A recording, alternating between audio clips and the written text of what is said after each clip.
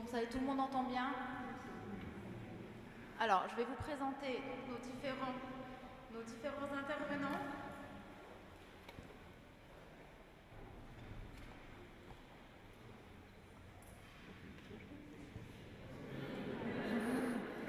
Si vous connaissez le dictateur de Chaplin, voilà le micro.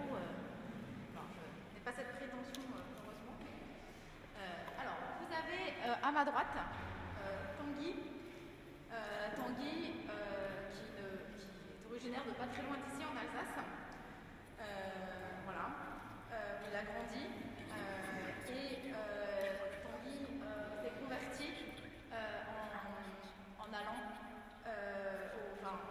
au chemin neuf et il a retrouvé le chemin de la foi comme beaucoup de convertis, avec un feu pour transmettre ce Jésus qu'il avait redécouvert et il a eu envie de donc partager son expérience de vie avec le Christ. Il est parti une année au chemin neuf à Lyon pour se former à l'évangélisation par les nouveaux médias avant de partir à Nancy pour faire ses études d'histoire.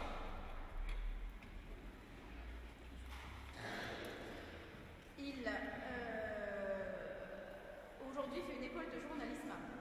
Il s'est aussi lancé dans Christian Production pour poursuivre son chemin missionnaire. Et donc il a été beaucoup présent sur les réseaux sociaux. Il a fait de nombreuses vidéos sur YouTube pour essayer d'évangéliser dans une vraie thématique d'évangélisation. Il s'est un peu éloigné pendant 1 an et demi. Alors il y a eu la crise sanitaire, mais pas que. Il avait besoin de se ressourcer parce que c'est aussi quelque chose où on donne beaucoup et on a besoin parfois de prendre du temps de recul avant de repartir sur le net. Donc aujourd'hui, il poursuit sa formation de journaliste et il est journaliste à KTO. Dans ses projets, il aimerait faire une chaîne de médias, faire sa propre chaîne de médias. Vous avez à sa droite Isabelle Morel, qui est théologienne, ici sur le réseau social, qui est théologienne ici dans le diocèse de Besançon, qui est formatrice aussi en théologie, qui a notamment beaucoup réfléchi sur la problématique du numérique, des réseaux sociaux, des nouvelles technologies, l'impact qu'ils peuvent avoir, notamment dans l'évangélisation, et qui est l'auteur de 2 ouvrages, dont un qui est sorti en 2021. Vous allez nous rappeler le titre? Le dernier, c'est Petit manuel de synodalité, mais il y en a un qui est sorti l'année dernière, en 2020, qui s'appelle Transmettre la foi en temps de crise. Et il y a un chapitre, entre autres, sur ce que je vais vous raconter tout à l'heure, sur la crise du numérique, sur la révolution numérique. Et qui sera certainement en vente au village, à la librairie du village. Et enfin, à sa droite, le père Vincent Cardot, plus connu sous le nom de curé TikTok. Ordonné prêtre en 2018 pour le diocèse de Langres. Il était avec les jeunes du groupe Capharnaüm qui utilisaient, comme beaucoup de jeunes, beaucoup les réseaux sociaux, qui l'ont entraîné justement à utiliser ces réseaux sociaux pour témoigner de sa foi, pour évangéliser, Snapchat, Instagram, Facebook et TikTok pendant le confinement. Voilà, donc il annonce l'évangile, lui, sur les réseaux sociaux où un temps très bref, quelques minutes pour toucher les ados et pour qu'ensuite ils diffusent les choses à leur tour. Voilà. Alors maintenant que vous connaissez nos intervenants, on a également la chance d'avoir une petite vidéo de Madame Akoutis que vous voyez sur son canapé derrière vous. Madame Akoutis n'a pas pu se rendre au congrès Mission, elle aurait bien aimé. La maman de Carlo Akoutis, jeune geek décédé qui d'ailleurs que l'on invoque aujourd'hui pour l'évangélisation par les réseaux sociaux, pour la lutte contre la pornographie, pour beaucoup de choses. Et Madame Akoutis essaye de continuer l'œuvre de son fils, l'intuition qu'il avait que l'on pouvait évangéliser via les réseaux sociaux. Donc on va vous laisser écouter ces 2 petites minutes de vidéo avant de commencer cette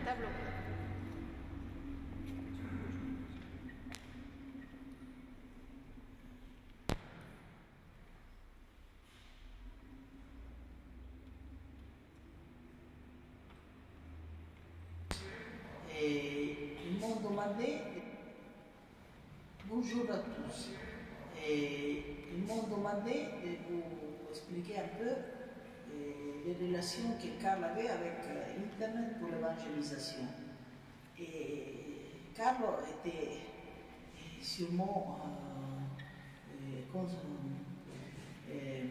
il avait une confiance dans les modernes moyens de communication. Il aimait beaucoup Internet parce qu'il savait qu'à travers Internet, on pouvait rejoindre millions de personnes par tout le monde. Et c'est ça qui s'est passé avec sa exhibition sur le miracle eucharistique. Nous avons pratiquement fait la traduction en plusieurs langues, et pour chaque langue, nous avons par semaine environ 50 000 visites par semaine dans chaque langue. Et c'est vrai que nous avons, partout le monde, il y a des téléchargements de les panneaux, et puis je vois que cette exhibition sur le miracle eucharistique de Carlo vraiment est en train de voyager par tout le monde. Voilà, Madame Akoutis qui nous dit donc que la mission continue, ils reçoivent énormément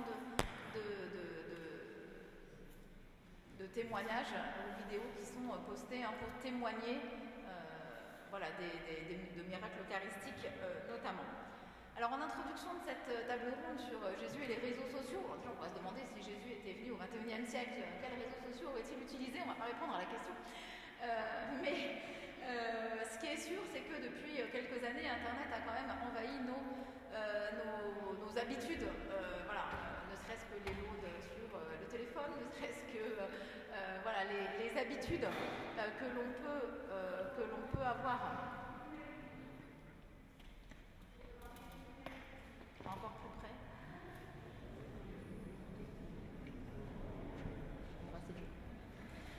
Les habitudes. On a tous pris des habitudes d'utiliser les réseaux sociaux plus ou moins, plus pour les jeunes. Et il est clair que ça a un petit peu changé notre rapport à beaucoup de choses. Et donc pour introduire cette thématique, je vais laisser la parole à Isabelle Morel qui a beaucoup réfléchi à la question. Voilà, merci. Vous m'entendez bien, chacun, chacune? Je vais le faire de manière assez rapide, parce que pour aller au cœur des choses, et puis on aura l'occasion d'en discuter après avec Vincent et Tanguy. Vincent et Tanguy, ce sont deux praticiens pour moi, c'est-à-dire deux spécialistes de la pratique pastorale sur ces milieux-là. Et mon job à moi, c'est de prendre du recul par rapport à ces pratiques, justement pour pouvoir, à partir de ces pratiques, penser la manière dont on parle de Dieu, c'est-à-dire faire de la théologie. Théo, c'est Dieu en grec, et logos, c'est la parole. La manière dont on parle de Dieu dépend de la pratique que l'on met en œuvre.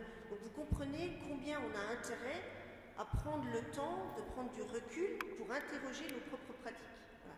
Alors pour le faire directement, nous sommes en train de vivre une révolution qui est comparable dans l'histoire de l'humanité à celle que nous avions vécue, pas nous, mais nos ancêtres, il y a un certain nombre d'années, avec l'invention de l'imprimerie. Je dis bien de l'imprimerie, pas de l'écriture.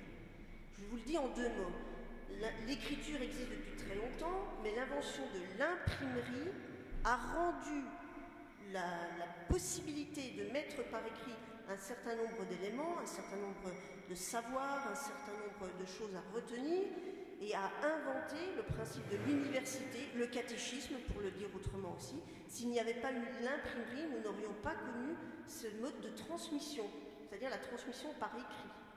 Aujourd'hui, avec l'invention du numérique, c'est un autre outil, et c'est un outil qui a un impact comparable à l'invention de l'imprimerie.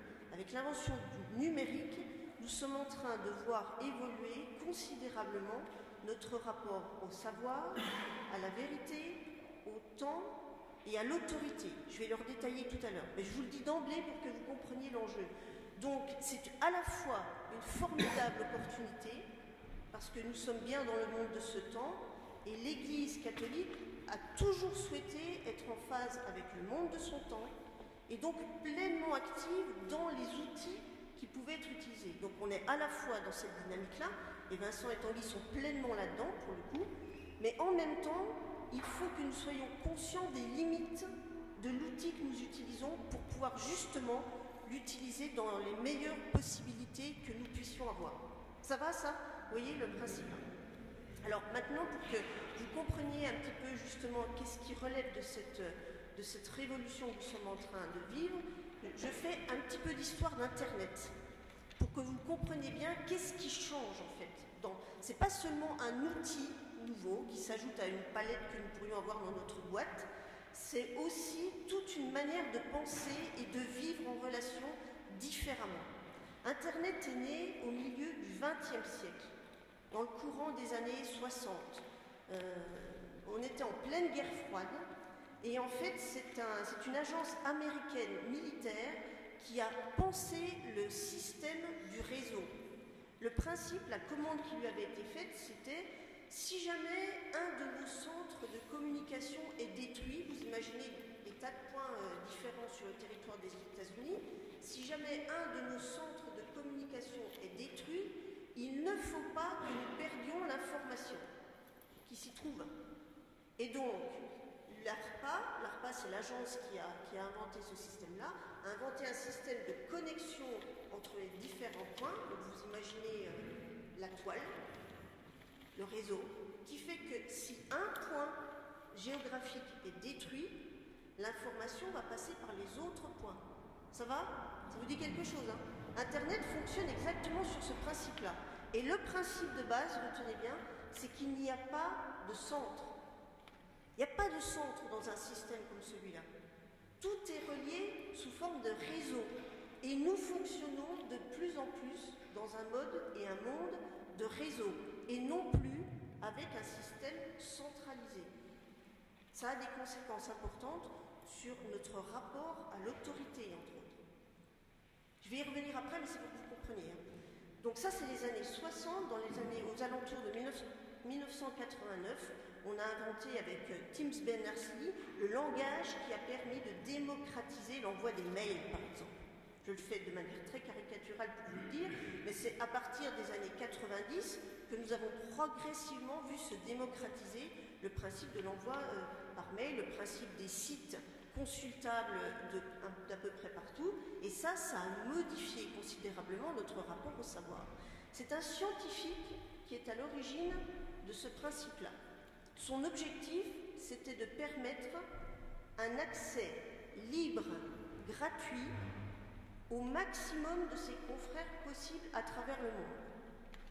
Donc vous comprenez que le projet d'origine de l'Internet, c'est d'abord un système de gratuité, de partage et d'ouverture. Il est normal que l'Église elle-même y ait retrouvé des valeurs évangéliques. Vous comprenez, c'est le principe. Le principe, c'était toute découverte scientifique qui peut être faite, peut être partagée à un réseau considérablement agrandi de confrères et de consoeurs, chercheurs, de manière à ce que mes recherches profitent aux autres. Voilà. Ça, c'est le projet d'origine. Et vous comprenez combien on peut être intéressé et évangéliquement apte à accueillir ce principe-là. Maintenant, aujourd'hui, on n'en est plus tout à fait là, hein, parce que ça, c'était la fin du XXe siècle. Donc il faut qu'à partir du projet d'origine, on comprenne bien aussi où en sont arrivées les limites. Et c'est ça qui vient aussi nous interroger. Aujourd'hui, le système économique a pris le dessus sur la manière de gérer ne serait-ce que l'accès à nos sites internet. Je prends un exemple tout simple pour que vous compreniez bien. Vous avez besoin de chercher, par exemple, un billet de train pour aller à tel endroit, vous tapez train, vous allez sur oui, SNCF, bon ça c'est facile, mais si vous avez besoin d'aller prendre le train en Allemagne, en Suisse ou ailleurs, vous allez taper train, Suisse, tel endroit, telle ville. Il suffit que vous vous déconnectiez, que vous vous reconnectiez une heure après, vous allez avoir de la pub pour les trains ou les billets de train. Vous faites pareil avec les billets d'avion. Vous comprenez ce que je veux dire, hein? C'est-à-dire qu'aujourd'hui, le système qui préside à nos moteurs de recherche est un système qui est géré par le principe financier et économique. Pour que les publicités qui sont sur les sites puissent rapporter de l'argent, il faut que les personnes qui les consultent soient intéressées par ces sujets-là. Donc, les algorithmes qui fonctionnent derrière nos réseaux, nos moteurs de recherche, repèrent nos centres d'intérêt et nous renvoient en permanence à nos centres d'intérêt. On appelle ça le principe du bouclage. Ça va, vous voyez? Vous avez tous fait cette expérience-là. Un t-shirt rouge sur la Redoute et vous avez de la pub pour tous les t-shirts rouges qui existent ailleurs. C'est le principe. Mais pourquoi? Parce que les systèmes financiers ont récupéré ce principe-là et nous renvoient à nous-mêmes, en fait, à nos propres centres d'intérêt. D'un point de vue pastoral, pour nous, c'est extrêmement limitant. Pourquoi? Parce que si nous sommes renvoyés aux mêmes, pour le dire de manière très caricaturale, les cathos parlent au catho. Si vous tapez, vous, Jésus, sur votre moteur de recherche, vous allez être renvoyé, moi c'est mon cas, quasi exclusivement à des sites cathos. J'ai déjà fait l'expérience avec un collègue musulman, si lui tape Jésus, ça ne donne pas du tout le même résultat. Vous comprenez le principe? Donc autrement dit, c'est là l'un des fruits de la recherche, pour le coup, hein, qui prend un peu de recul par rapport aux pratiques.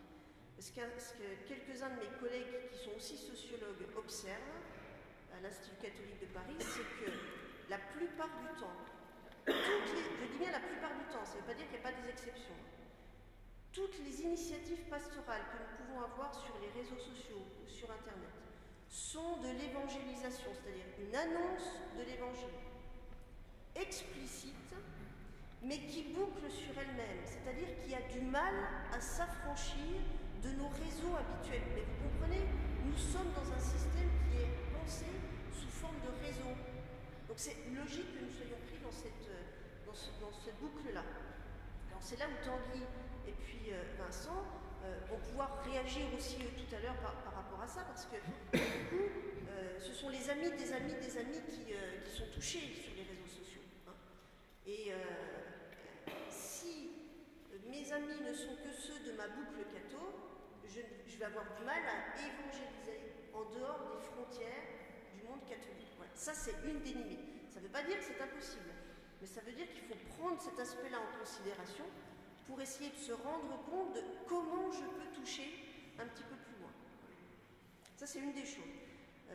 Maintenant, en quelques mots, si je peux me permettre encore pour le catholique, pour vous dire juste comment notre système, finalement, numérique, nous fait évoluer au niveau de la société, même pour ceux qui, parmi nous, ne sont pas des férus d'informatique.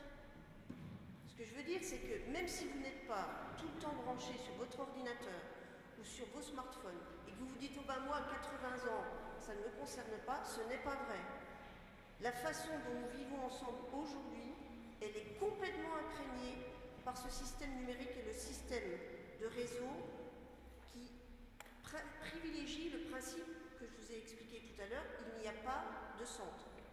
Ça change considérablement, je vous ai dit, notre rapport au savoir. Si vous avez le temps, un jour, vous pouvez lire le petit bouquin de Michel Serres, un philosophe qui nous a quittés il n'y a pas longtemps, qui s'appelle Petite Poussette.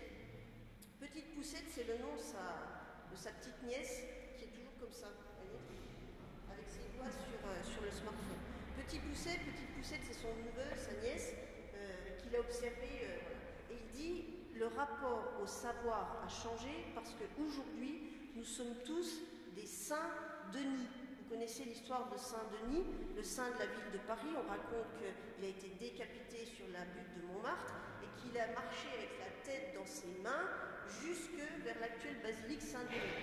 Bon, eh bien, il dit, nous sommes des Saint-Denis, nous avons notre tête entre nos mains. D'ailleurs, les Laudes, nous avons été sauvés par la tête qui était dans nos mains. Bon, aujourd'hui, on n'enseigne plus du tout à l'université comme on enseignait avant. Avant, un bon prof, c'était quelqu'un qui avait tout dans sa tête et qui était capable de vous donner tous les éléments par cœur. Aujourd'hui, c'est pas ça. Aujourd'hui, n'importe quel étudiant dans ma classe ou dans mon amphi est capable de dire ben non madame, hein, c'est pas ça, là c'est marqué, et ça en 30 secondes. parce qu'on est tous connectés sur le réseau Wi-Fi. Il faudrait couper le réseau Wi-Fi pour qu'on s'aperçoive de ce qui reste. Mais c'est très intéressant parce que vous voyez, un bon professeur aujourd'hui, ça n'est pas quelqu'un qui a tout en tête, même si, attention, j'ai pas dit qu'il fallait pas qu'il en ait dans la tête. Parce que quand même, on s'en rend compte au bout d'un moment. Il faut qu'il en ait dans la tête, mais c'est pas ça qui compte. Un bon prof, c'est celui qui vous aide à faire des liens entre les différents éléments de savoir et qui vous apprend à vérifier vos sources. Ça, c'est un prof qui vous aide à penser.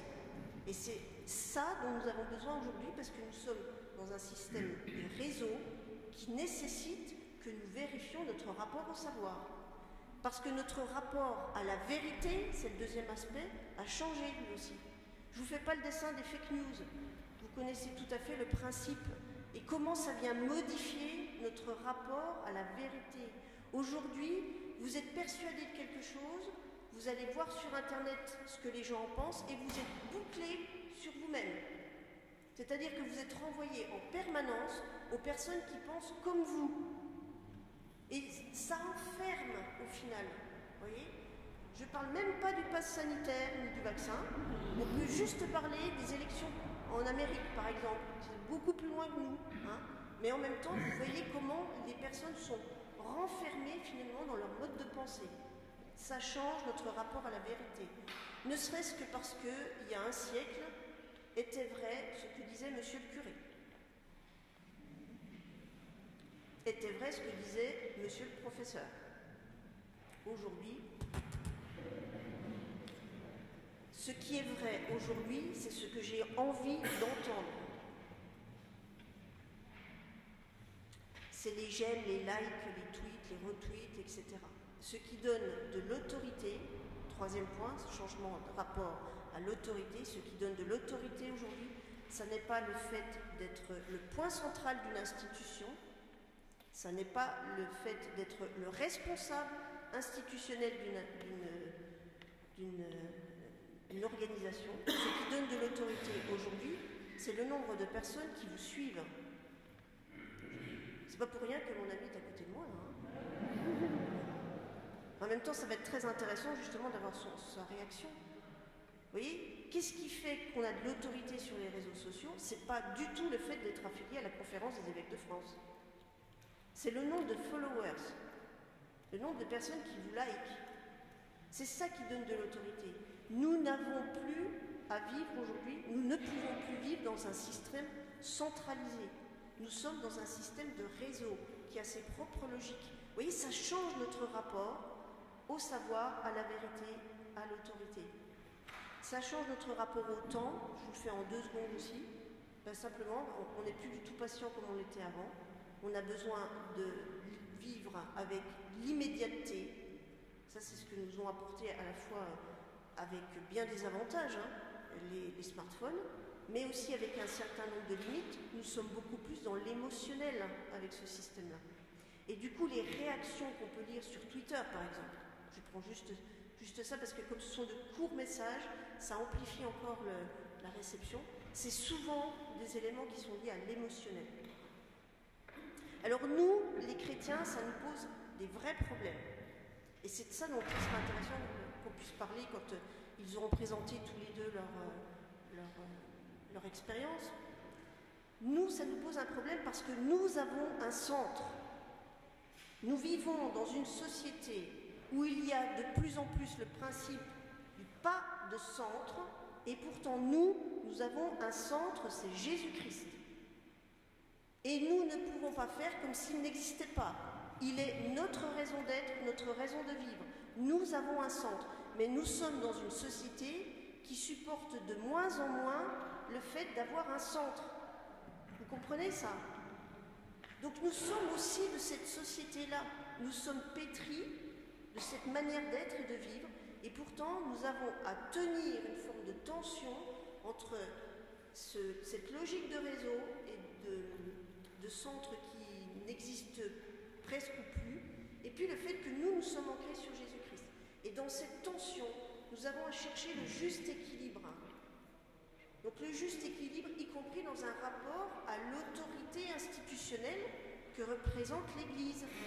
Parce que si nous avons un pape, un évêque, etc., c'est bien parce que c'est pour nous rappeler que nous avons un centre, qui est Jésus-Christ. Vous comprenez, notre rapport à l'institution ecclésiale, eh bien, elle est forcément appelée aussi à être interrogée, puisque nous vivons dans un monde où on remet en question régulièrement l'institution et ses décisions, pas seulement l'Église d'ailleurs, mais où en même temps, dans l'Église, eh bien, l'institution elle-même joue le rôle du service de la communion, le fait que nous puissions continuer à vivre ensemble avec nos différences.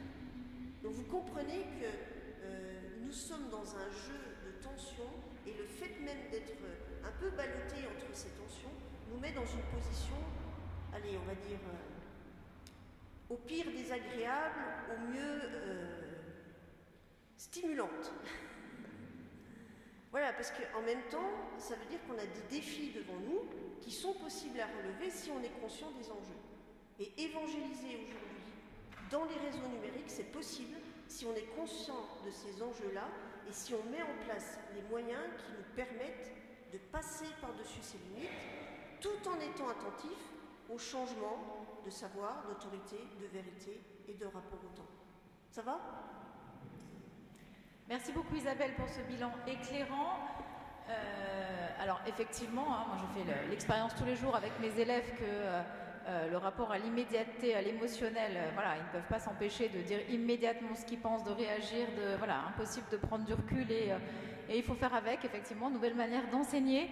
Alors vous savez tout sur cet outil magique et ses limites.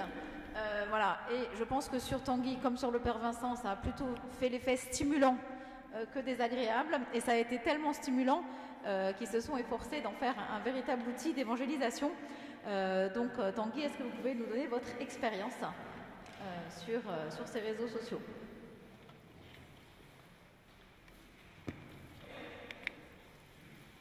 Alors à la base, j'ai commencé sur Internet un peu comme beaucoup de jeunes de mon âge, en faisant donc une chaîne YouTube qui à la base n'était pas de l'évangélisation, je tenais une chaîne d'histoire, quelque chose qui me plaît toujours d'ailleurs, j'ai fait des études d'histoire, parce que je voulais partager une passion.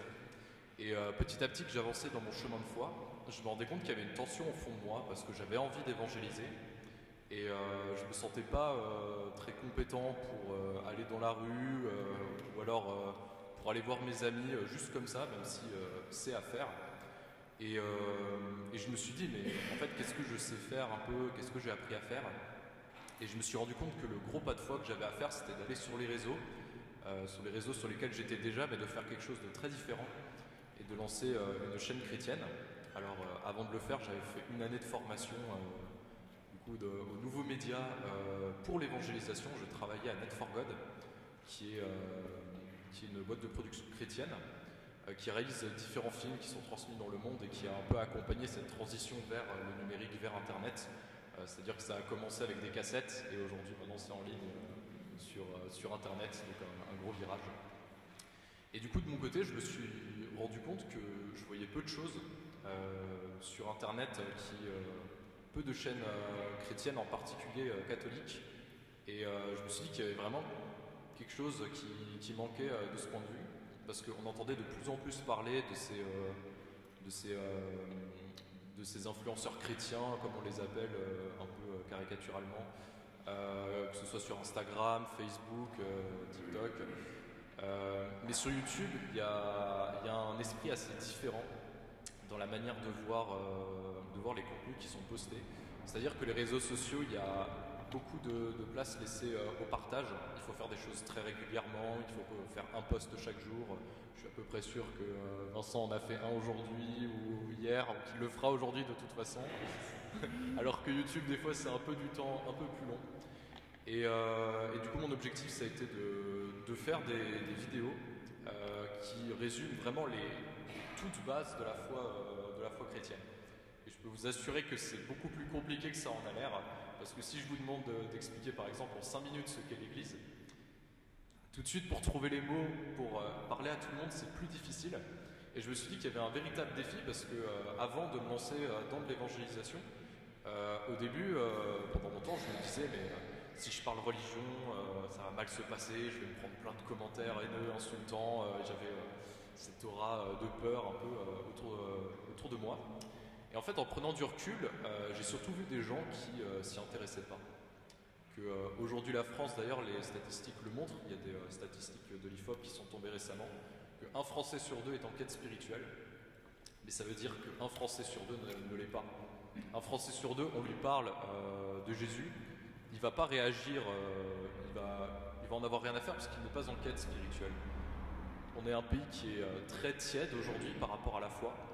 Et mon objectif, c'était de redonner envie de connaître la religion catholique particulièrement, de redonner envie de connaître la foi en Jésus. Et donc j'ai commencé en 2018 à faire beaucoup de petites vidéos pour présenter un peu les bases. Et j'ai eu la chance de tomber sur beaucoup de personnes qui ne connaissaient rien de la religion et que ça a intéressé, en tout cas, d'avoir les bases et de ne pas se fixer juste sur des débats ou sur des questions politiques ou sociétales. Et également à côté, j'ai aidé à réaliser des clips, notamment pour le Chemin Neuf, où la communication est assez présente là-bas, pour faire un peu ce lien entre les émissions sur Internet et ce qui se fait en vrai.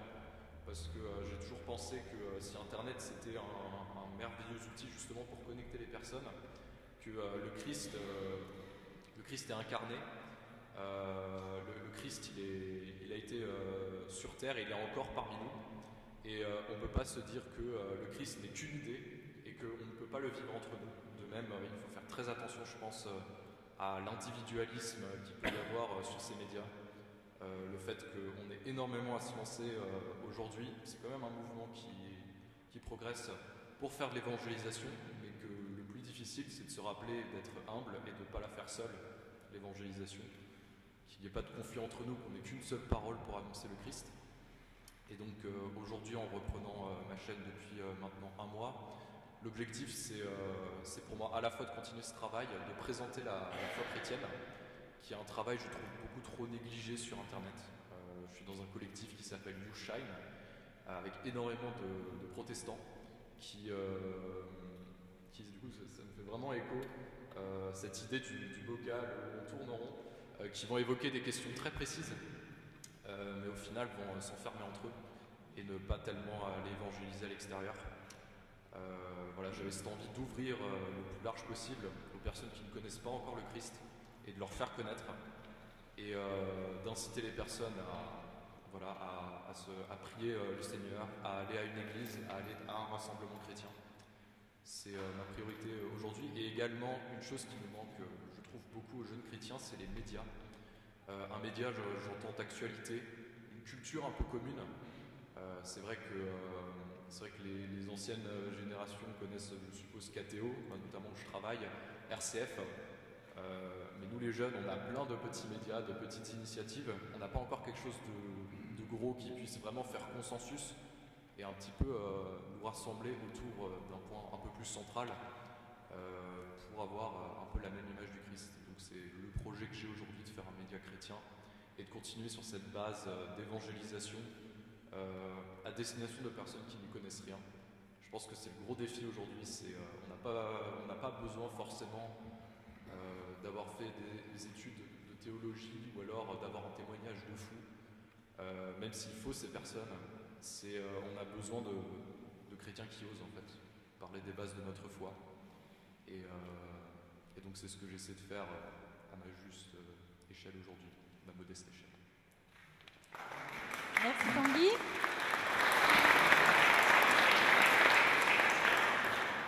Alors Tanguy vous l'a dit, il ne faut pas avoir peur. Souvent on se dit qu'est-ce qu'on va penser de moi, qu'est-ce que si je poste ça, si je dis ci, si je dis ça.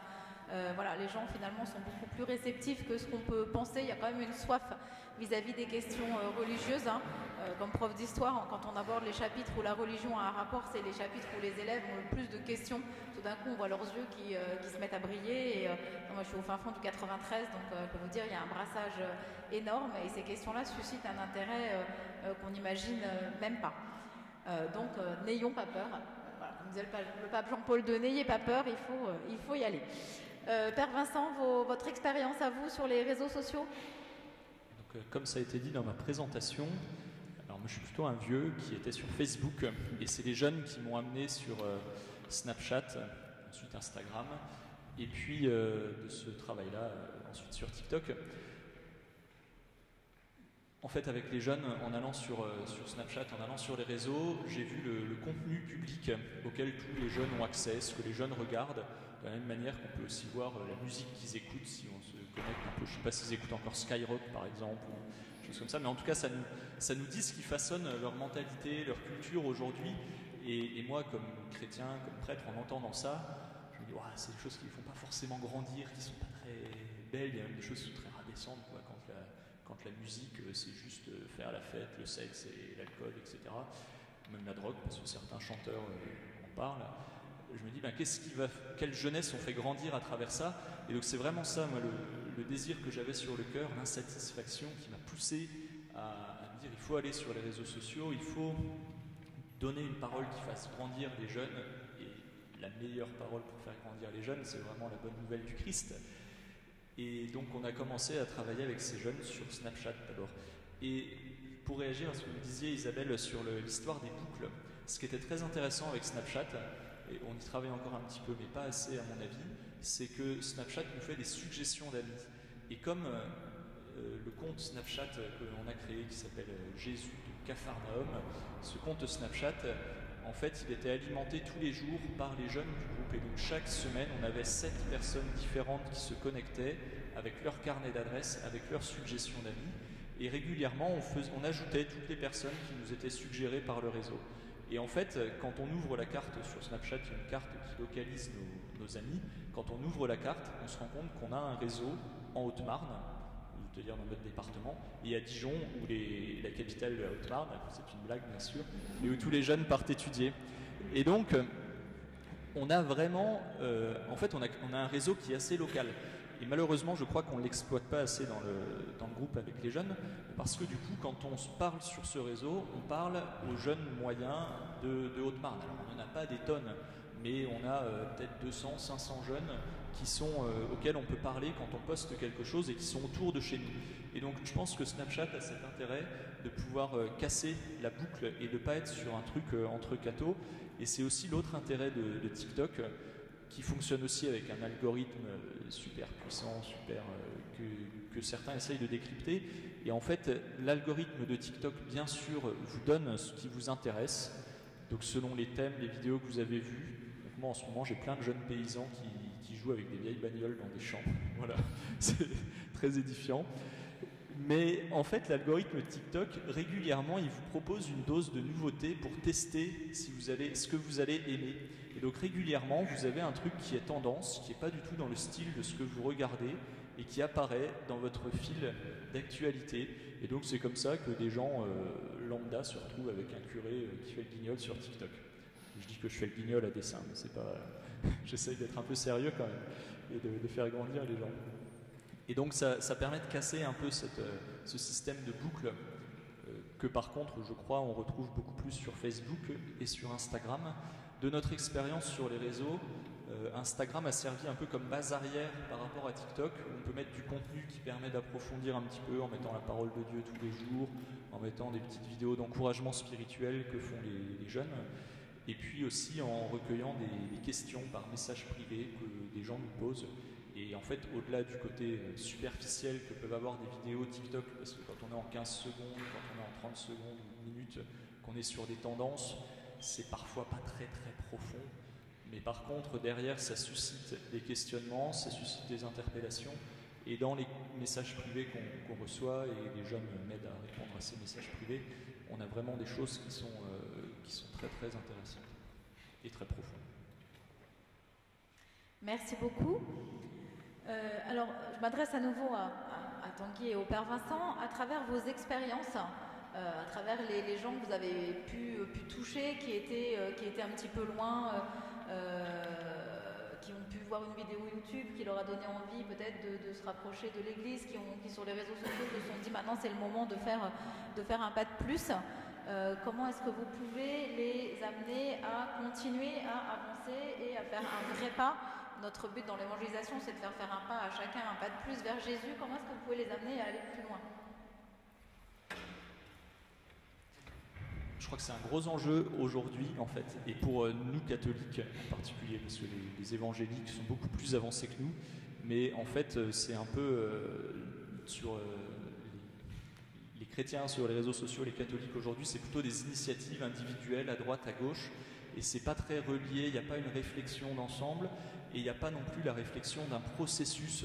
C'est-à-dire qu'entre le moment où on capte l'attention d'une personne, je pars de ma situation, entre le moment où je capte une personne sur TikTok, je capte son attention en faisant une danse ou en reprenant une tendance de TikTok, entre le moment où je capte l'attention des gens et le moment où les gens vont rentrer dans une église, rencontrer une communauté et donner leur vie à Jésus, bah, ça se fait pas, c'est pas parce qu'ils ont vu une vidéo TikTok de 15 secondes qu'ils vont faire la démarche. Donc il faut qu'on pense un processus pour que on capte leur attention, et ensuite comment on fait pour peu à peu nouer un contact, qu'ils puissent avoir d'abord peut-être un échange sur Internet. Je dis souvent que TikTok c'est un peu une porte ouverte sur l'église pour des gens qui n'osent pas finalement faire la démarche de rentrer dans une église. Comment on fait pour que peu à peu ces personnes ils soient conduits à entrer en contact avec nous, avoir un échange, rencontrer une communauté, et que cette communauté, et ça c'est vraiment un gros travail, je crois qu'il y a une conversion à vivre aussi dans les paroisses, que les paroisses soient un lieu où on rencontre le Christ. Et voilà. Tanguy ? Je pense que il y a un travail à faire des deux côtés. Alors dans les deux côtés, j'entends ceux qui vont faire de l'évangélisation sur les réseaux sociaux et ceux qui continuent d'en faire plus IRL, comme on dit, sur les réseaux, dans la vraie vie, pas numérique en tout cas.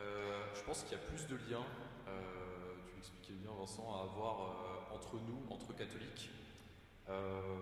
L'Église n'a jamais été aussi forte que quand elle était unie pour faire de l'évangélisation, pour porter un projet, pour faire de l'aide humanitaire.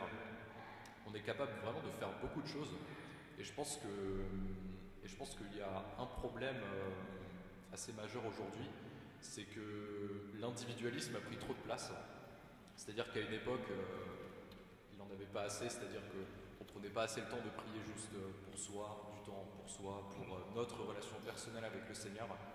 Mais aujourd'hui, c'est un peu le côté pervers de cette pensée, c'est qu'on va avoir du mal à se regrouper. C'est-à-dire qu'énormément d'évangélisateurs vont aller dans la rue, vont aller sur le net, mais il y a peu de contact entre eux. Et au final, on arrive à plein de petits îlots qui émergent de l'océan, je vais appeler ça l'océan laïque, de tout ce qui n'est pas chrétien. Et on gagnerait, je pense, vraiment à avoir ce réseau entre nous, d'avoir un réseau catholique, peut-être une mission vraiment dédiée à cela, un groupe qui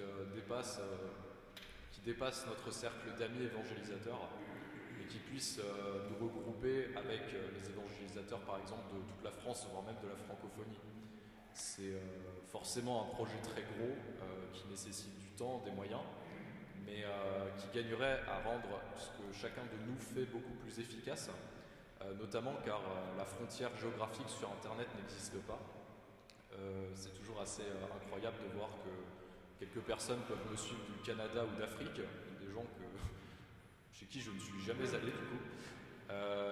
Mais paradoxalement, ces personnes peuvent être touchées, mais elles ont plus de difficultés à aller dans la paroisse d'à côté qui n'a absolument rien à voir avec moi du fond de mon petit appartement de Paris. Et il y a vraiment un enjeu à se connecter pour avoir un réseau qui incite toutes les personnes qui vont sur nos vidéos, nos programmes, à aller dans les paroisses d'à côté, dans les diocèses, dans les communautés, pour se dire ok, ça m'encourage. On voit qu'ils sont unis, qu'ils ont chacun leur spécificité, ils font des programmes différents, ils ont chacun leur personnalité, mais ce que je retrouve, c'est ce Jésus que je commence à découvrir, je peux le découvrir pas qu'avec ce youtubeur, cet instagrammeur, puisque c'est aussi le gros danger de vouloir tellement en faire pour le Christ qu'on se dit il faut que j'ai plus d'abonnés, il faut que j'ai plus de vues, et au final on prend le pas sur la mission. Donc je pense que le gros défi c'est ça, et qui est ce lien donc entre les évangélisateurs sur le net et également avec les autres missions de l'Église qui sont tout aussi importantes et qui pour moi constituent le bout. C'est vers là qu'on a envie d'amener les personnes qui nous suivent. Et je pense que c'est quelque chose qu'on ne doit jamais oublier, c'est de les amener au Christ entre nous, dans l'Église, avoir une Église unie. Et on gagnerait vraiment à avoir un réseau catholique d'évangélisateurs du web, je pense. Merci beaucoup. Alors Vincent, vous vouliez rajouter quelque chose? Juste une chose, c'est que le fait d'être lié entre missionnaires a bien sûr un avantage, nous fera gagner des choses sur la qualité de l'évangélisation, mais c'est aussi pour nous, pour notre équilibre. C'est-à-dire que moi, quand je parle à mon accompagnateur spirituel des réseaux sociaux et de ce que je fais sur TikTok, alors bien sûr, il s'est mis sur TikTok pour voir ce que je fais, mais du haut de ses 60 et quelques années, il est un peu largué sur la question.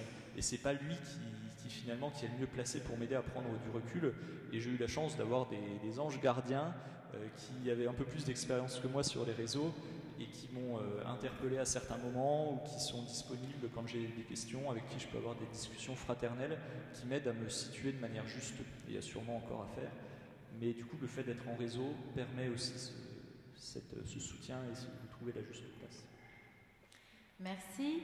Alors, Tanguy a fait émerger deux besoins importants, je pense, effectivement, pour l'Église et pour le monde d'aujourd'hui. D'abord, des médias pour les catholiques eux-mêmes, pour se retrouver sur les réseaux, pour se former, pour savoir qu'ils ne sont pas seuls, pour savoir que voilà, ceux qui fonctionnent beaucoup avec ces outils-là, qui n'ont pas forcément beaucoup de temps physiquement parlant pour se rendre, se retrouver, un besoin de ce côté-là. Et puis, deuxième besoin, évidemment, des outils, des médias pour évangéliser. Je m'adresse peut-être davantage à Isabelle et au Père Vincent. Isabelle, en tant que théologienne, est-ce que l'Église est en train de répondre et de mettre en place des choses pour ses besoins? Et Père Vincent, vous, en tant que prêtre dans une hiérarchie, dans un diocèse, est-ce que vous avez été envoyé par votre évêque pour faire ce que vous faites? Est-ce qu'il y a une régulation? Est-ce qu'il y a un regard qui est apporté à vos activités sur les réseaux sociaux en tant que prêtre, puisque Tanguy, en tant que laïc, a beaucoup plus de liberté, j'imagine? Deux petites réactions par rapport à ça. La première, c'est qu'il me semble qu'au niveau de la conférence des évêques de France, il y a déjà des initiatives qui ont été prises de manière assez ponctuelle pour permettre à un certain nombre d'acteurs des réseaux sociaux de pouvoir se parler et échanger des expériences. Mais ce n'est pas encore vraiment on va dire institutionnalisé pour le coup. Vous voyez, là on est dans la recherche d'un juste équilibre entre la logique de réseau et la logique de l'institution qui centraliserait et qui résiste aussi pour une part. Il y a un juste équilibre à trouver pour le coup. Et puis ensuite, les recherches aujourd'hui, elles s'intéressent beaucoup, les recherches en théologie pratique, elles s'intéressent beaucoup à comment on peut faire, quel type de langage par exemple utiliser pour que l'évangélisation puisse amorcer le processus dont Vincent parlait tout à l'heure. Très important le mot qu'il a utilisé en parlant de processus. Parce que souvent les réseaux sociaux peuvent être le moment déclencheur d'un processus personnel qui permet à une personne de vivre une forme de cheminement intérieur sous forme de maturation spirituelle. Mais ça n'est pas uniquement sur les réseaux sociaux, c'est bien ce qu'il a dit, que ce processus va pouvoir se déployer dans la longueur. Et souvent, on s'aperçoit que les réseaux sociaux sont plutôt le lieu du premier déclic et que toute la difficulté est dans la manière de permettre ce déclic-là, parce que ce n'est pas automatique, d'abord, dans un premier temps, puis ensuite d'amorcer sur la suite du processus. Et là, effectivement, tous les deux ont parlé de la nécessité de permettre à ceux à qui ils s'adressent de faire des liens avec une communauté que l'on va rencontrer. Alors, il y a la communauté sur les réseaux sociaux, bien sûr, elle existe, elle est réelle, elle n'est pas virtuelle au sens de... Elle n'existerait pas, elle est réelle, mais elle est à distance pour nous. Par contre, rencontrer une communauté en chair et en os, ça permet d'enclencher un processus qui va plus loin. Donc il y a ce passage-là qui est à accompagner, et ça c'est compliqué. Par contre, les recherches sont beaucoup plus efficaces en ce moment sur le type de langage à utiliser pour que le déclic ait lieu. Et je vous passe les détails. Ce qui ressort beaucoup, c'est que ce qui marque le plus les gens, ce qui déclenche le déclic souvent, qui donne envie d'aller plus loin, c'est le témoignage. C'est-à-dire c'est le récit, c'est ce qu'on appelle la narrativité. Le fait que quelqu'un raconte, même si c'est en quelques minutes, ou même si c'est en quelques mots, qui raconte vraiment ce qui l'a bouleversé, ou ce qui l'a marqué, ou ce qui l'a touché. Et c'est ça, du coup, qui va déclencher l'intérêt chez celui qui lit ou celui qui écoute. Voyez ? Mais sauf que si on veut que ça soit le début d'un processus, il ne faut pas en rester là. Et pour l'instant, pour être franche, c'est là notre principale difficulté. On va arriver à stimuler ce premier intérêt, ce premier déclic, cette première étincelle, notamment par la percussion du témoignage. Et plus le témoignage semble vrai, fort, juste, il est dit avec le cœur, plus ça motive, ça déclenche quelque chose. Mais pour autant, pour ne pas en rester dans l'émotionnel, c'est ce que je vous disais tout à l'heure, et passer à quelque chose qui va venir toucher le cœur, mais aussi l'intelligence, et bien là, pour le coup, on peine beaucoup plus à enclencher la machine. Voilà. Et c'est là-dessus qu'il y aurait certainement besoin de poursuivre les recherches aujourd'hui. Merci. Du coup, pour répondre sur la question du lien avec mon évêque, c'était ça. Donc en fait, moi j'ai la chance, on va dire, d'être dans un petit diocèse. Donc l'évêque connaît ses prêtres et les prêtres et ceux qui travaillent connaissent facilement leur évêque. Parce que quand il y a 25 prêtres, c'est plus facile pour l'évêque de les connaître. Et puis je suis amené à travailler de par mes responsabilités régulièrement avec l'évêque. Et donc dès le départ, l'évêque savait ce qu'on travaillait avec le groupe Capharnaüm sur les réseaux sociaux. Et quand, après le confinement, TikTok a commencé à prendre un petit peu d'ampleur, j'ai été le voir pour lui en parler et lui dire voilà, je suis exposé. À ce moment-là, j'avais 10 000 abonnés. Voilà, quand je parle sur TikTok, j'ai une vidéo qui a fait 400 000 vues. C'est pas rien et je veux que vous le sachiez. Et donc, on a pu régulièrement en discuter. Et j'ai un évêque qui est très bienveillant là-dessus. Je ne suis pas sûr qu'il aille voir toutes mes vidéos sur TikTok. Je ne sais pas s'il va sur TikTok. Je lui avais envoyé au départ une petite sélection pour qu'il voit un petit peu le type de contenu que c'était. En tout cas, ce qu'il y a de sûr, c'est qu'il a le souci. Il m'a dit moi, je vais pas aller sur TikTok, c'est pas mon langage, c'est pas ma génération, mais c'est très important que des personnes y soient présentes. Et si tu sais le faire, le critère qu'il m'a donné, c'est de ne pas me mettre en avant moi, mais de parler du Christ. Voilà. Et je crois que... Alors c'est là, il y a un équilibre à trouver. C'est-à-dire qu'en fait, il faut quand même que je me mette en avant, mais pas pour parler de moi, pour parler du Christ. Donc c'est toujours... certes, je me mets en avant, mais c'est pas de moi que je parle. Je suis pas là pour raconter ce que j'ai mangé, ce que je fais, etc. Mais je suis là pour raconter ce que le Christ fait. Merci beaucoup. Alors pour conclure cette table ronde, avant de prendre le temps de répondre aux quelques questions qui nous ont été envoyées, voilà, je pense qu'on peut retenir de ces témoignages que voilà, donc n'ayons pas peur, il faut y aller. Voilà, il y a un processus à mettre en place, donc il y a encore du travail à faire, ça a de l'avenir, donc voilà, chacun a sa place pour faire avancer ce processus. Tanguy nous a dit aussi, on ne peut pas être seul sur les réseaux sociaux, et ça je pense que c'est important. D'ailleurs, ici, pour le congrès Mission, vous allez vivre certainement des temps très forts, des choses très nourrissantes, à la fois intellectuellement, mais également des belles liturgies, des temps de prière, des temps d'évangélisation. Et puis après, il y a l'après, vous allez rentrer chez vous, là vous êtes peut-être un petit peu plus seul. Voilà, ça va être le moment de se dire...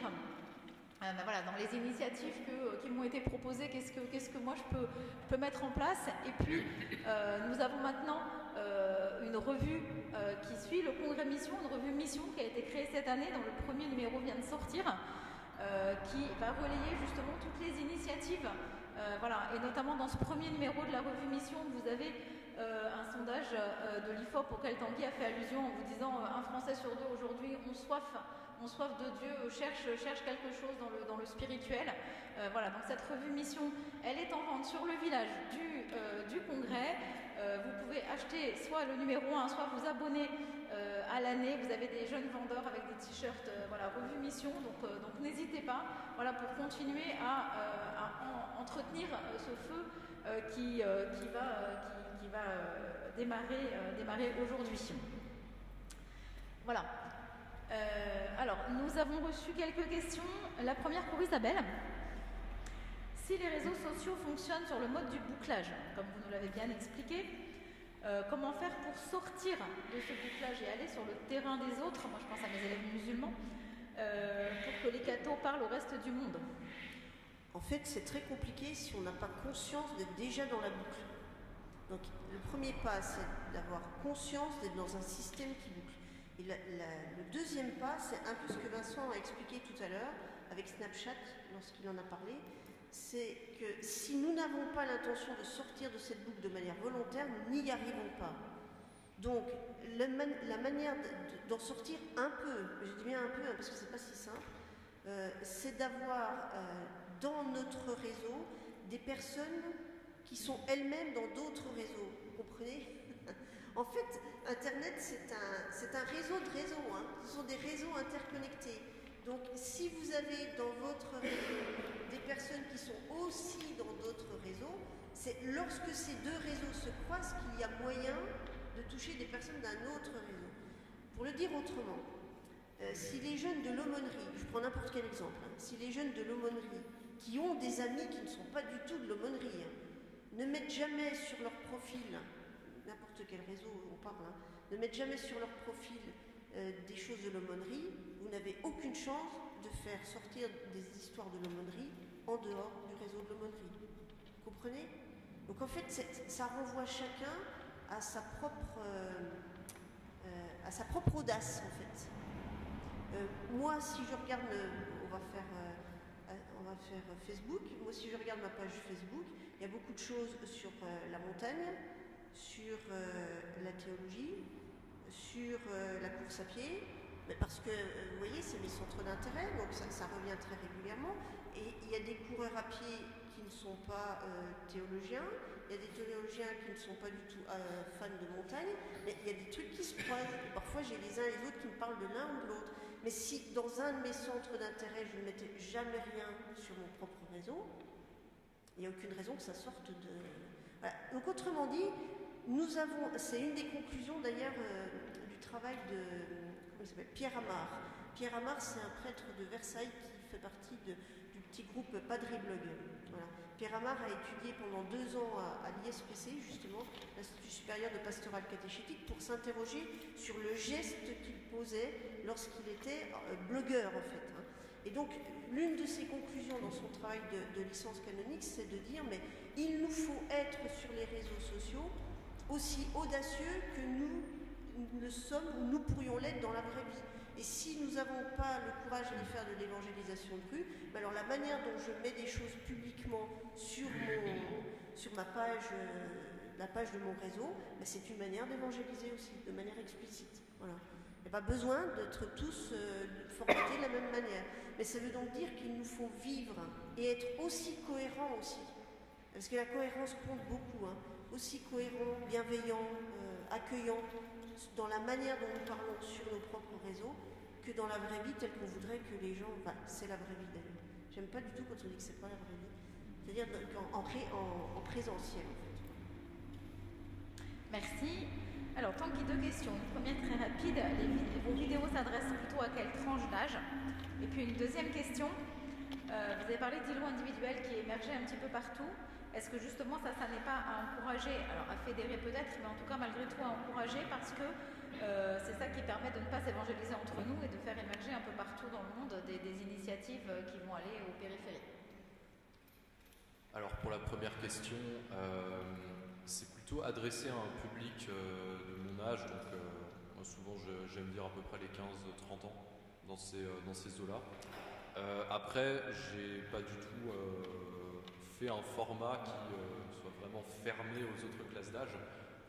Je dirais que c'est moins adressé à un public spécifique en termes d'âge qu'à une situation de personnes qui veulent un peu revenir aux bases de la foi chrétienne et découvrir ce qu'est la foi en Christ. C'est plus à ces personnes-là que je m'adresse qu'à une tranche d'âge. Après, forcément, ma culture même Internet, au-delà de mon évangélisation, ma manière d'être, etc., je sais que je parle forcément plus à des personnes de mon âge. Mais même si ce n'est pas réservé. Et concrètement, si on veut vous suivre sur YouTube, il faut faire quoi alors? Alors, pour me suivre sur YouTube, ma chaîne s'appelle Ictus, alors I-K-T-U-S. J'ai l'impression d'être un prof et de faire répéter des... Ictus. cursus, alors la chaîne s'appelait Christian's Production avant, mais c'était compliqué à prononcer. Deux, je trouvais que c'était pas assez représentatif, et puis voilà, ça fait un peu référence au fondement de l'Église. C'était un des premiers signes de ralliement des chrétiens dans les premiers siècles, donc je l'ai un peu changé, mais voilà, IKTUS.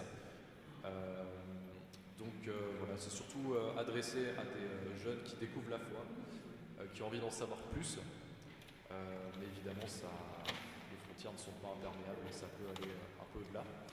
Et d'ailleurs je fais une petite remarque parce que j'en avais pas parlé avant, pour faire ce lien entre les réseaux virtuels et pas virtuels, l'église en chair et en os, je veux dire, j'avais lancé un format un peu de reportage.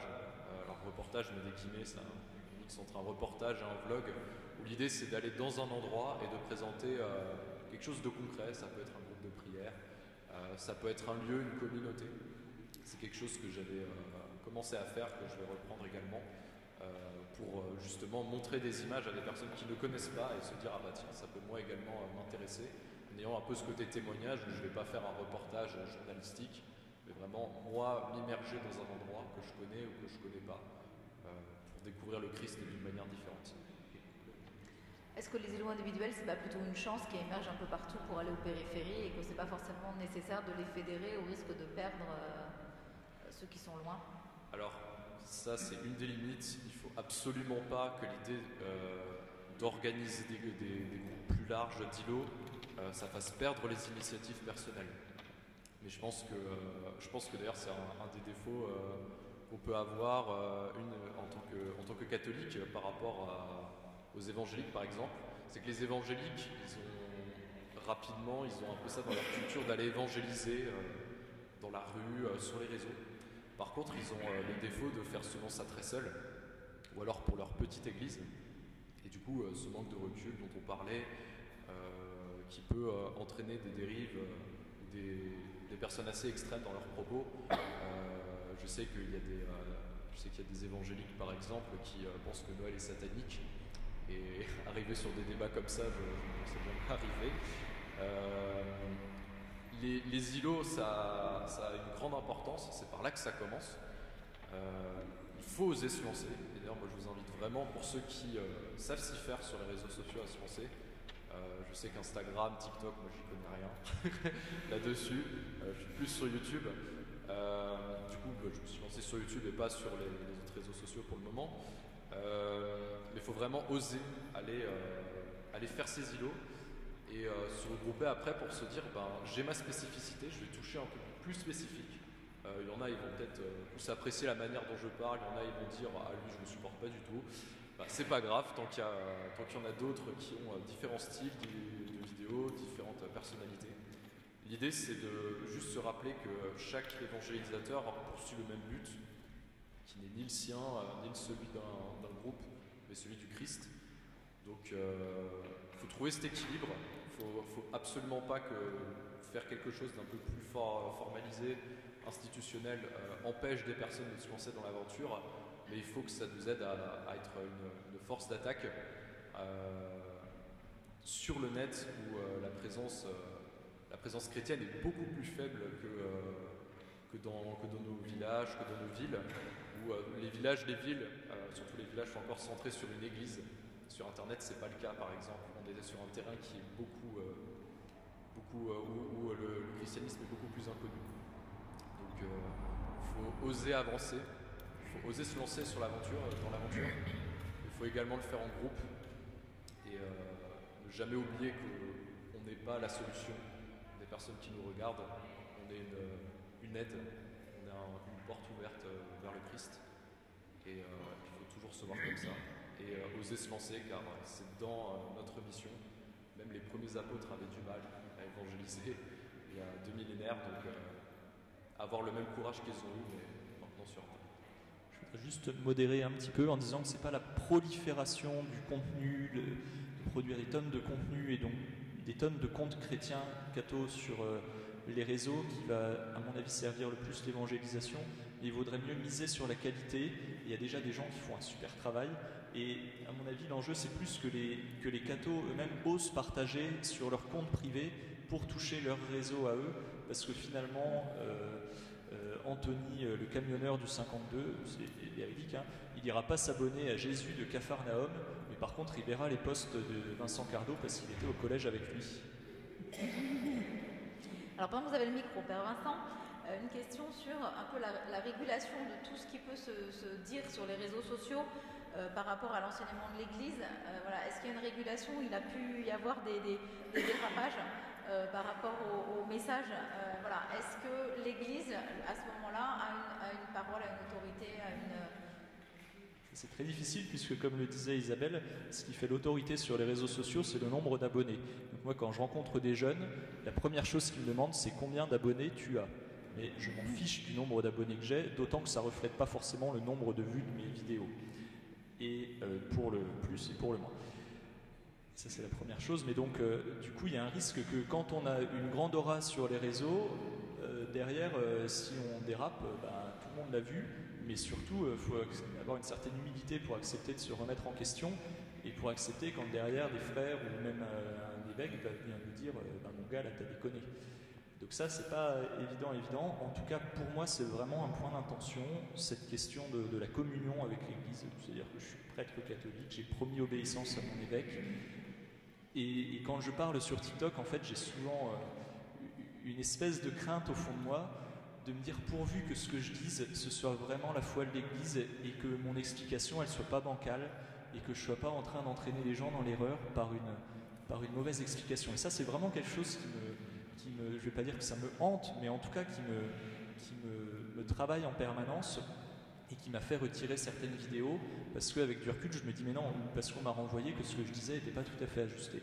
Donc c'est vraiment, je crois, pour les gens qui prennent la parole, il doit y avoir ce désir de communion à l'Église par les pasteurs, mais aussi de la communion avec la tradition, la Bible et le magistère, qui sont les trois fondements, les trois piliers de la foi catholique. Merci beaucoup. Une toute petite dernière question, je vous laisse 1 minute chacun pour dire, voilà, l'Assemblée ici présente nous demande comment est-ce qu'on peut faire pour vous aider, vous Père Vincent, vous Tanguy, en tant que chrétien dans nos communautés paroissiales, qu'est-ce qu'on peut faire pour aller dans votre sens, pour vous aider dans votre mission à travers Internet et les réseaux sociaux?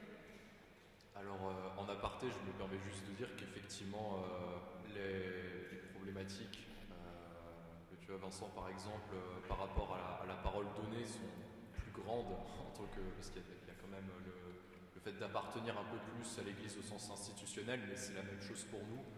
Je pense que, comme on le disait, c'est le nombre d'abonnés qui fait un peu autorité.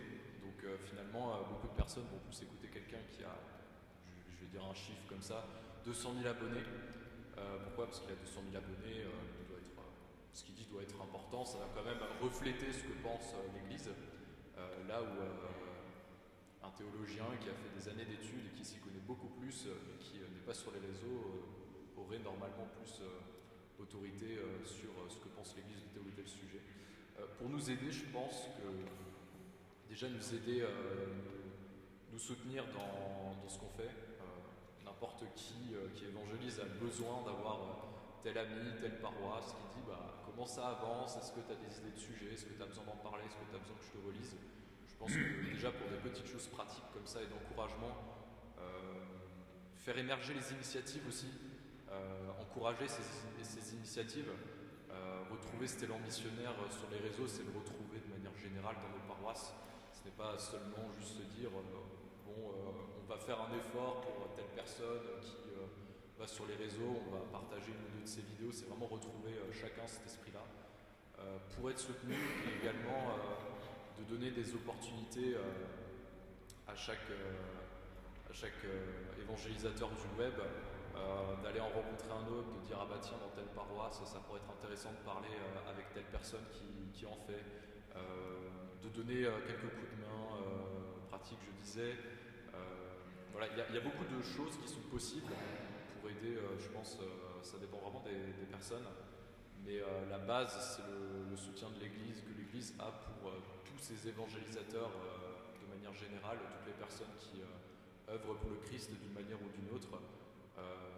la reconnaissance, je pense, pour le travail fait pour l'évangélisation, même si le but ce n'est pas pour nous d'être plus fort qu'un autre, d'être meilleur parce qu'on le voit plus, parce qu'on est sur un réseau social. Le but c'est juste qu'on se rappelle qu'on est dans la même mission et qu'on se sent soutenu, je pense, et également qu'on ait ce soutien pour nos paroisses de notre côté. Merci Isabelle, que peut-on faire? Que peut-on faire? Juste deux points pour des pistes d'ouverture. La première chose, c'est, moi, en entendant ce que j'ai entendu depuis une heure, là, ce qui me saute encore plus aux yeux que d'habitude, c'est la responsabilité de formation que nous avons tous individuellement à chaque fois que nous prenons la parole quelque part, au nom de l'Église. Vous voyez ce que je veux dire? Mais que ça soit sur les réseaux sociaux comme entre deux amis, hein. La parole que nous portons, elle est empreinte de notre propre responsabilité dans le contenu de ce que nous prononçons. Voilà. Et que l'on ait 200 000 abonnés ou aucun. C'est-à-dire que nous sommes, à partir de notre baptême, responsables des mots que nous prononçons pour dire Jésus-Christ. Et donc nous avons une responsabilité de formation importante. Je le dis en tant que baptisé. Et puis la deuxième chose que nous allons tous pouvoir faire dans les mois qui viennent, le pape François, le week-end prochain, ouvre un grand synode romain pour l'Église universelle. Le principe du synode, c'est de marcher ensemble, synodos, faire route avec. C'est pas simplement discuter pour passer un bon temps, mais c'est discuter ensemble de ce qu'est l'Église et de ce qu'elle a besoin pour aujourd'hui pour avancer. Ça, si c'est pas une logique de réseau, c'est quoi? Comprenez? Le principe de la démarche synodale, de toute démarche synodale, c'est de prendre le temps de l'écoute, de la parole et de se laisser transformer par cette écoute et cette parole. Et donc, si c'est pas une logique de réseau, de faire route avec, en se laissant transformer par la parole des autres, alors c'est quoi? Autrement dit, vous comprenez, quand le pape François dit la synodalité, c'est ce dont l'Église a besoin pour le 3e millénaire, en fait, il est en train de nous donner un moyen de vivre en Église, ensemble, avec nos différences, dans un système qui, a priori, pourrait ne pas avoir de centre, mais nous, avec un centre, c'est Jésus-Christ. Parce qu'un synode, c'est le marcher ensemble, mais à la suite de Jésus-Christ. Voilà. Et je pense que le principe de la synodalité, c'est un beau moyen pour vivre dans le monde numérique, tel qu'on se le décrit, mais en continuant à avoir un centre, Jésus-Christ. Merci, Père Vincent, en 30 secondes. Alors, sur la meilleure manière de nous aider, je dirais deux choses. La première, c'est de prier pour ceux qui évangélisent sur les réseaux. Et la deuxième manière, c'est ce que je disais tout à l'heure, que les gens puissent trouver près de chez eux une communauté où ils soient accueillis et où ils soient accompagnés vers la rencontre avec le Christ. Merci. Donc en conclusion, priez et faites pénitence, puisque Jésus a dit à ses apôtres que certains démons ne partaient que par le jeûne et la prière. Voilà, donc vous avez au moins une mission qui est accessible à tous, la prière et la pénitence. Merci à tous.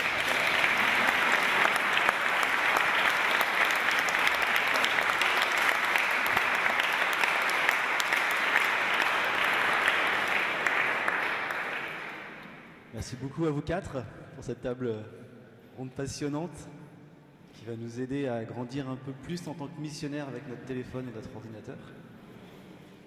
Pour la suite du programme, vous êtes attendus à 11h à la cathédrale Saint-Jean-Saint-Étienne pour la messe. Cet après-midi, vous avez vu dans vos programmes, si vous allez les voir, il y a à la fois le village des initiatives avec de nombreux stands où vous pouvez rencontrer plusieurs partenaires locaux et également ce sera le temps des ateliers avec une trentaine de thèmes aussi très précis où en petits groupes vous pourrez vraiment approfondir des connaissances et des réflexions sur comment être missionnaire aujourd'hui. Merci à tous.